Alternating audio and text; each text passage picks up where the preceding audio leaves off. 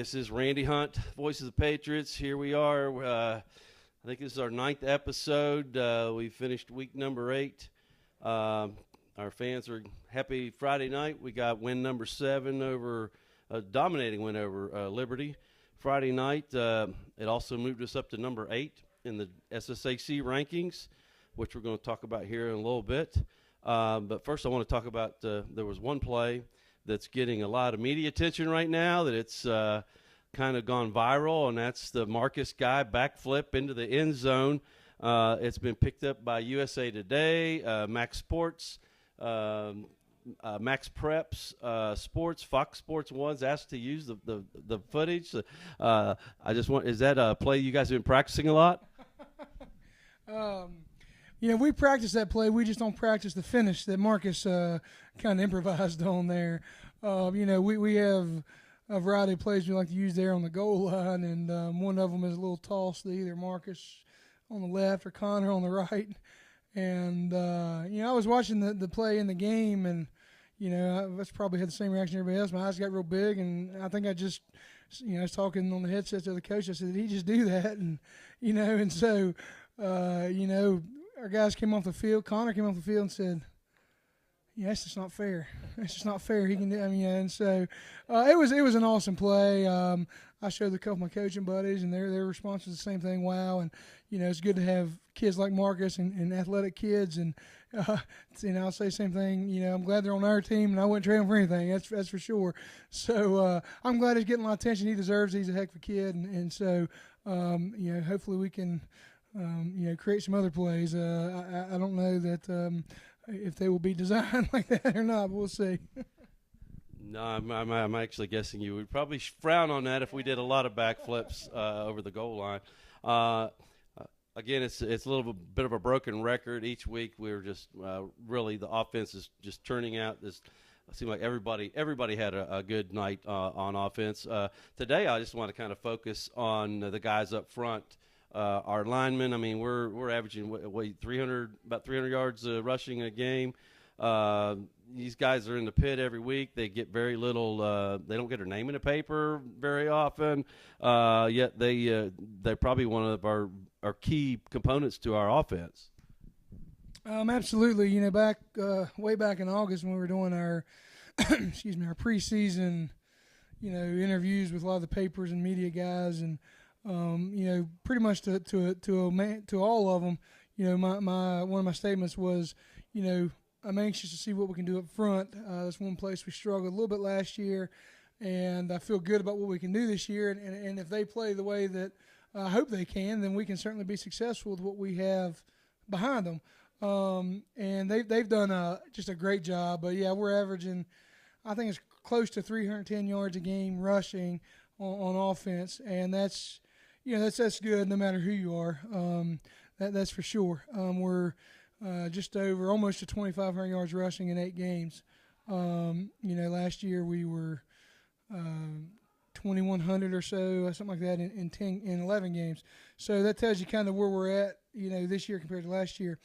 And I'm not sure if we stay on this pace, we may be close to maybe a school record. I'm trying to still kind of work on that. Those are hard to find sometimes. But I'm super proud of those guys, and of the 5 positions that we have up there that start on the offensive line, 4 of them will return next year. So that bodes very good for us, as we continue to move on to the future as well. Offensively, great week. Defensively, another good week. I know we talked about our game plan a little bit last week. Pretty much try to shut number 8 down, and he got his yards at times, and he completed a few passes. But overall, defensively, we pretty much put a stop to him. I think so. I think most of the teams that they play against Liberty, their opponents are going to focus on number 8. He's a heck of an athlete, very gifted with the ball in his hands.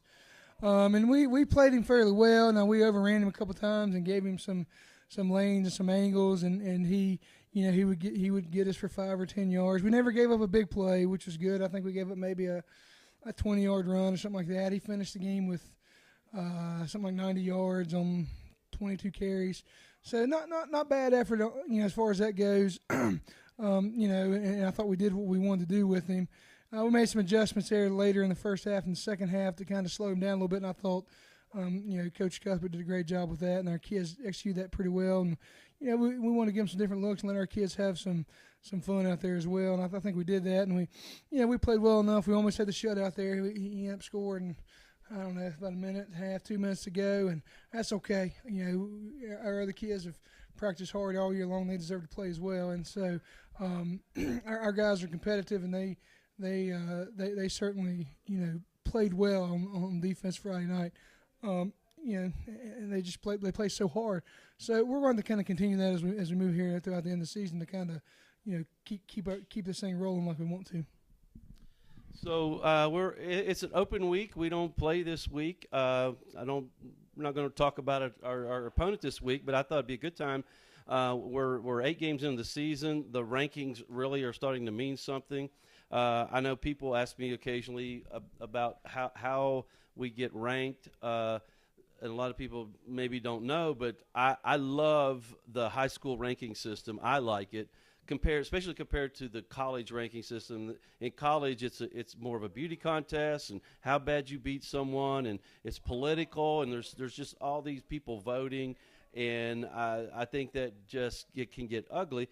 West Virginia High School, it's based on points. If you beat someone, you get points, and it's not real complicated. Basically, you beat a single A team, you get 6 points. You beat a double A team, you get 9. You beat a triple A team, you get 12 points. Then, for every game that you win, that opponent that you beat, we get a bonus point for every game they win on their class and above. So if you beat a single A team and they win 4 or 5 more games, you get 4 or 5 more bonus points. If you play a double A team and they win games against double A, triple A, you get a bonus point for every one of their wins. And then you just take those total points and divide it by the number of games you played, and you come up with a rating. So I like it because it doesn't matter how pretty you win, doesn't matter how you can win by 50, you can win by 1. You get points for winning the game, and that's what it's all about, is winning. So I like our system, and I think it's fair. You schedule your opponents to where you got to score points. So you got to win some games, but you want to play some good teams to get those bonus points to put you up in the top 10. Yeah, West Virginia has a great system. The schedule is very important, just like you said there at the end, because you do have to win to get points, but you got to win against teams that can give you points as well. Last year we didn't. Our schedule wasn't as tough, and we went 7 games. You finished number 16. And so somebody else that finishes 7-3 may be up to number 10, depending on if their schedule's a little tougher. So you got a lot of that plays in, and that's one reason we kind of changed our schedule a little bit coming into this year. But West Virginia does have a very it's a great system because it's very simple. One plays 16, 2 plays 15. And the top 8 host, and the points are easy to figure out. There's no, it's not very confusing at all. It's very transparent once you understand how it works, and I think that's good for coaches and players to understand, and it's good for fans, and so it is a good system. I think it fits our state well. Certainly we're sitting at 8th right now, and we want to try to stay in the top 8. For a few different reasons, but so we got to win those last 2 to stay in the top 8, and so that's certainly our focus. Yeah, that's a big goal. So, anyways, it's a off week. We will be back next week. We may have some different people to interview since we're not playing a game this week, but we're going to be right back here with our offensive linemen. I'm going to have some fun with these guys. This is Randy Hunt. Be right back. This is Randy Hunt. I'm back on Patriot TV. I've got our front linemen here tonight. Colton Shrewsbury, Logan Muncie, Bodie Boyce, Isaac Jarrett, James Toller, and B.J. Stifer. The Indy front men. These are our linemen. First of all, I want to congratulate you guys. So far, 7-1. We're moving in the right direction. We're ranked 8th today. We're getting that top 8, get home field advantage in the playoffs. I wanted to have you guys on because I know we've been successful this year, and I think you guys have played a huge part in that. The front line, you guys are the ones that move those defenders around one way or the other. You guys ever feel like you work hard with very little reward?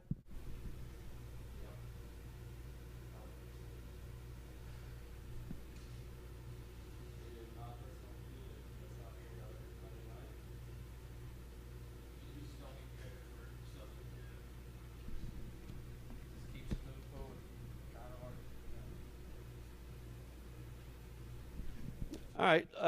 I think it's pretty. You guys, you do work hard, and I know you never get your picture in the paper. They don't put your name in there, and we get 300 yards, and they talk about the running back, and that's why I wanted to put you guys up here. You guys deserve some credit. As linemen, do you feel like your footwork or your strength? What do you think is more important when you're up front?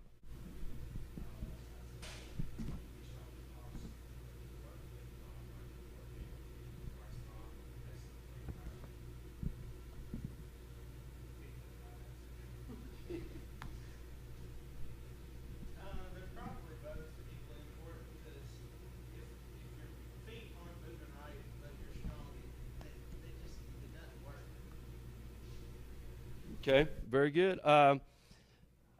Another common misconception is that on the football team, your quarterback's got to be your smartest guy and all that. But I know when I was young, I played a little bit of line, and I know if I didn't understand the plays, if I didn't understand what we were trying to do, I was going to mess things up. You guys agree that you got to have a little bit of smarts to play up front too, right?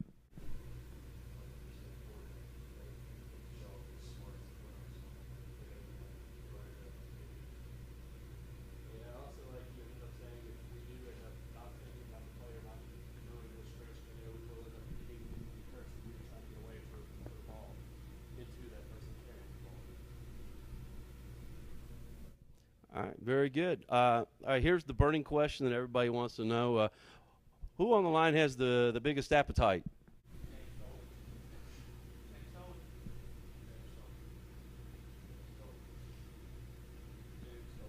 Um, James agrees. All right, so that wasn't even a contest. You guys have anything you want to say to our fans? We've had pretty good crowds all year long. Really just appreciate y'all's support and even the ones that came down and played down in that big old huge rainstorm, mud ball, come out and watch us. Thank you guys for all the support because sometimes it's really hard to get through when we're down, but you guys won't let up. Playing has always been great since my freshman year. It's always great to have you here. Y'all have whatever they would do. You just here to play the game.